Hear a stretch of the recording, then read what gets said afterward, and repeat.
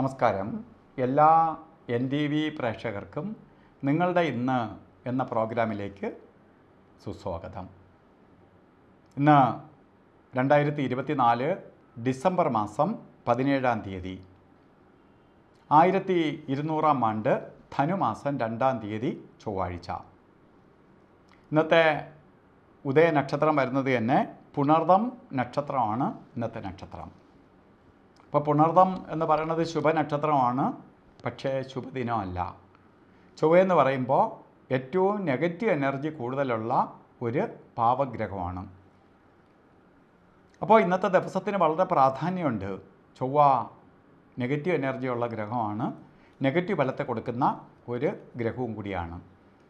അപ്പോൾ ചൊവ്വയെ നമുക്ക് എത്രത്തോളം പ്രീതിപ്പെടുത്തി കൊണ്ടുപോകുന്നു അത്രയും നല്ലതാണ്. പ്രത്യേകിച്ച് ഇന്ന് ശുഭകാര്യങ്ങൾ ചെയ്യാതിരിക്കുക, അതാണ് ഏറ്റവും വലിയ പ്രതിവിധി. അപ്പോൾ ചെയ്യുന്നെങ്കിൽ മാത്രമേ ചില പ്രതിവിധികളായിട്ട് മുന്നോട്ട് പോവേണ്ടതുള്ളൂ. ആകിലും ചൊവ്വാഴ്ച ഇന്ന് ദിവസം നമ്മൾ ശ്രദ്ധിക്കണം. ശത്രു കൂടുതലുള്ള ദിവസമായതുകൊണ്ട് മേലുദ്യോഗസ്ഥരോട് സംസാരിക്കുമ്പോഴും കീഴുദ്യോഗസ്ഥരോട് സംസാരിക്കുമ്പോഴും നമ്മൾ ഓരോ കാര്യങ്ങൾ ആരുമായിട്ട് ഡിസ്കസ് ചെയ്യുമ്പോഴും ഒക്കെ വളരെ ഒരു ലിമിറ്റായിട്ട് കൊണ്ടുപോകണം. അല്ലെങ്കിൽ നമ്മളെ സംസാരം തന്നെ ശത്രുതയ്ക്ക് വഴിതെളിക്കാൻ ഇടവരും, അപ്രീതി ഉണ്ടാക്കും. അതുപോലെ വാഹനമൊക്കെ കൈകാര്യം ചെയ്യുന്നിടത്തും സൂക്ഷിച്ചായിരിക്കണം. അതുപോലെ ഇന്ന് ബർത്ത്ഡേ വന്നിട്ടുള്ളവർ, പുണർദ നക്ഷത്രം ബർത്ത്ഡേ വന്നിട്ടുള്ളവർ, ധനുമാസത്തിലെ പുണർദ നക്ഷത്രം, ഒരു വർഷത്തെ ഫലത്തെയാണ് ചിന്തിക്കേണ്ടത്. ഒരു വാർഷിക ഫലത്തെ ചിന്തിക്കുമ്പോൾ നിങ്ങൾക്ക് അത്ര കണ്ട് സന്തോഷപ്രദമായ ഒരു വർഷമായിരിക്കത്തില്ല. സാമ്പത്തിക നഷ്ടത്തിന് ഒപ്പം തന്നെ അപകടങ്ങൾ, അതുപോലെ കേസ് വഴക്കുകൾ, ഇതുപോലെ പലതരത്തിലുള്ള ദുരിതങ്ങൾക്കിടവരുന്ന ഒരു വർഷമാണ് എന്നറിയുക.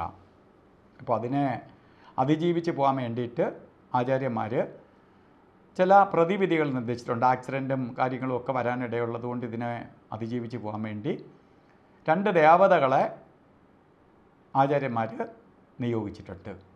ആ 2 ദേവതകൾക്ക് ഇതിൻ്റെ നമ്മൾ ചില മരുന്നുകൾ കഴിക്കുമ്പോൾ ചില രോഗം മാറുന്നത് പോലെ ചില ദേവതകളുടെ പ്രാർത്ഥന, പൂജാതി കർമ്മങ്ങൾ ഈ ഗ്രഹത്തിൻ്റെ നെഗറ്റീവ് എനർജി മാറ്റാൻ സഹായിക്കും.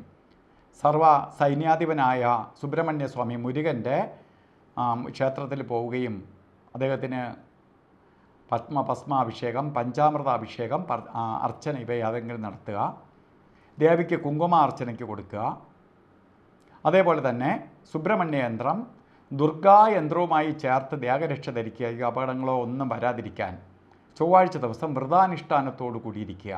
വ്രതം എന്ന് പറയുമ്പോൾ ശരിക്ക് ചൊവ്വാഴ്ച മത്സ്യമാംസാദികൾ കഴിക്കാതെ അതുപോലെ ശുദ്ധവൃത്തിയായിട്ടിരിക്കണം.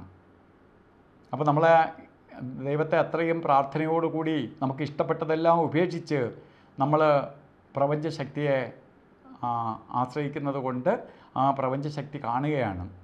അവരാണ് നമുക്ക് ഫലത്തെ തരുന്നത്. അപ്പോൾ അതാണ് വ്രതാനുഷ്ഠാനത്തോടു കൂടി ഇരിക്കണം.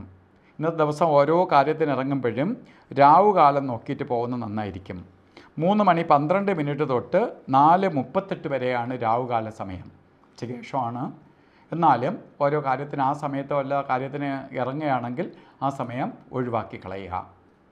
അതുപോലെ ഗുളികകാല സമയവും യമകണ്ഠകാല സമയവും ശ്രദ്ധിക്കണം. ഗുളികകാല സമയം 12:21 തൊട്ട് 1:46 വരെയും, യമകണ്ഠകാല സമയം 9:29 തൊട്ട് 10:55 വരെയും. ഈ സമയം ഒരു ശുഭകാര്യങ്ങൾക്കും എടുക്കരുത്. പ്രകൃതി തന്നെ നെഗറ്റീവായി നിൽക്കുന്ന സമയമാണ്. കാരണം ഇവർക്ക് അനുവദിച്ചു കൊടുത്തിരിക്കുന്ന സമയമാണ്. അല്ലെങ്കിൽ ഇന്നത്തെ ദിവസം അനുകൂലപ്രദമല്ല എങ്കിലും എന്തെങ്കിലും കാര്യങ്ങൾ ചെയ്തേ തീരുള്ളൂ എന്ന അവസ്ഥയുള്ളവർ അഭിജിത്ത് മുഹൂർത്തത്തെ ആശ്രയിക്കുക. ഇന്ന് അഭിജിത്ത് മുഹൂർത്തം പറഞ്ഞത് 11:57 തൊട്ട് 12:45 വരെയാണ്. ഈ 48 മിനിറ്റ് നേരം നമുക്ക് എന്തെങ്കിലും ശുഭകാര്യങ്ങൾക്ക് എടുക്കാം. അതുപോലെ ഇന്ന് വസ്ത്രധാരണം ചെയ്യുന്നിടത്ത് ശ്രദ്ധിക്കണം. റെഡ് കളർ മിക്സ് ആയിട്ടുള്ളതോ റെഡ് കളറിലുള്ളതോ ആയിട്ടുള്ള വസ്ത്രം ധരിക്കുന്നത് നമുക്ക് ഭാഗ്യത്തെ കൊണ്ടുവരും, നമ്മളിലേക്ക് പോസിറ്റീവ് എനർജി ആഗിരണം ചെയ്യാൻ സഹായിക്കും. അപ്പോൾ ഇന്നത്തെ ദിവസം നല്ല ദിവസമല്ല എങ്കിൽ പോലും നമ്മളെ പ്രാർത്ഥന കൊണ്ട് മാറ്റാൻ പറ്റാത്തതൊന്നുമില്ല. നമ്മളാൽ എന്തും പരിഹരിക്കപ്പെടാം. അതിന് വേണ്ടിയിട്ടാണ് ആചാര്യന്മാർ ഇങ്ങനെ ഓരോ ദോഷ സമയങ്ങളും നല്ലതും നമുക്ക് മുന്നറിയിപ്പ് തരണേ. അപ്പോൾ എല്ലാവർക്കും പരാശക്തിയുടെ അനുഗ്രഹം ഉണ്ടാകട്ടെ എന്ന് പ്രാർത്ഥിച്ചുകൊണ്ട് നിർത്തുന്നു. നന്ദി, നമസ്കാരം.